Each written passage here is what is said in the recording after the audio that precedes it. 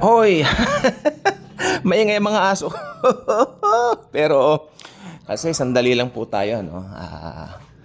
Yeah, I'm too busy today. Ay, sakit po ng pakiramdam ko. Sobra. Napuyat. Pag napuyat talaga po, no? Pas maaga kang gigising because you have to work. Pahinga muna po ako pero may trabaho po kasi ngayon. Busy po kami ngayon, no? Yes, ang maganda naman po yung boses ko. Nanumbalik naman na po ng okay na po. Kahapon pa naman po nanumbalik. Pero syempre, alam nyo, ang katawan natin, no? Kasi nakalagay sa Bible, si Jesus ang nagbibigay ng magandang sleep sa atin. So mahalaga po yung sleep. Nakakatulog tayo. Panginoon, ang mayroong gusto na matulog tayo, na ito ay ating i-enjoy yung pagtulog po natin. So ang pinaka-topic po natin ngayon, marami nagtatanong sa akin ito. Totoo raw po bang sapi yung sasapian ka ng dyablo?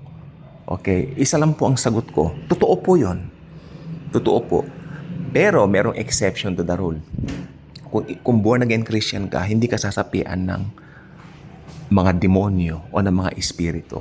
No? Dahil sabi ng 1 John 4:4, greater is He who lives in you than he who resides in the world. Totoo po ang sapi.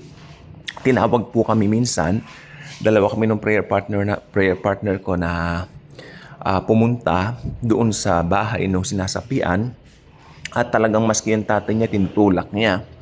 Brother po in the Lord, brother in the Lord. Actually, sinabihan ko yung tatay niya na, ba't naman ganun bro, kanya sa akin? Kami naman ay nag-church, sinasama ko yan. Sa gawain ng Panginoon, Bible studies and all that. Alam mo naman yon kaya. Alam ko yon kako. Pero nakalimutan mo yata ako. Ang salvation kasi, ang pagtanggap sa Lord, individual decision. Hindi ko mo ikaw ay, you know what? Hindi ko mo ikaw ay born again. Yung mga magiging anak mo o mga kasambahay mo ay born again na rin. Maaaring sumasama sa iyo ang mga yan, kako. Pero in reality, hindi pala ni-receive ang Lord sa buhay nila. Sabi ko.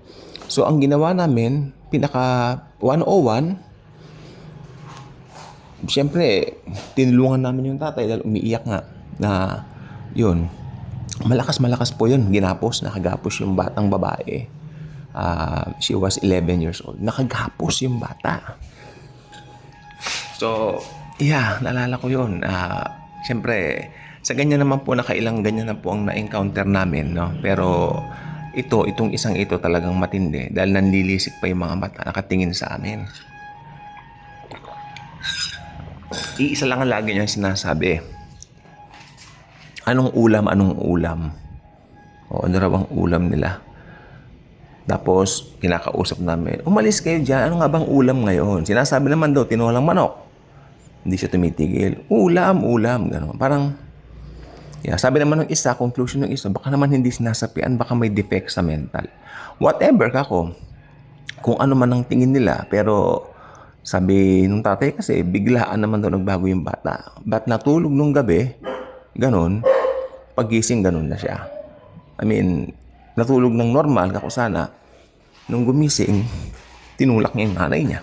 So, it's a matter of sapi. Ito kasi ang sapi Hindi naman po, ito kaila na Yan po ay totoong bagay.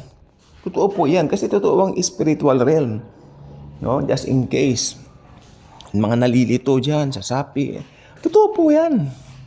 Bakit hindi? Ang mga tao po ngayon talagang masasabi kong pro-devil na Makita mo lang yung mga ngayon parang yung mga bagay na hindi tama dati ngayon parang nagiging tama na no? So talagang makikita po natin. So pag born again ang isang tao, hindi na po sasapian. Yan ang gusto ko sabihin. Hindi pwedeng sapian ni Diablo ang isang totoong born again. So yun lang pong gusto ko sabihin nga, I cannot go further than this. Dahil greater is He who lives in us than he who resides in the world. Yun po ang pangako ng Biblia sa atin. Pero totoo po ang sapi. Kaya ang isang taong sinapian, hindi born again yan. Kaya yung anak mo, sabi ko doon sa brother, kung yan ay hindi born again, yan ang nangyayari ngayon sa kanya. Tapos iniisip nga niya, parang wala naman daw siyang natatandaan pinatanggap nila. Ang alam lang niya, sinasama nila sa church. Oh, you see, ako. So, pero pinatanggap na raw nila ngayon. And itong good news, okay na yung bata ngayon. The girl is now, kung di ako nagkakamali, 15, no? So it's there's a reason to rejoice for that. Dahil pinatanggap nila sa Lord, ayan po nangyari. Hindi naman gagalawin ng diablo ang mga naki Lord Jesus. Dahil protected tayo. Bye-bye.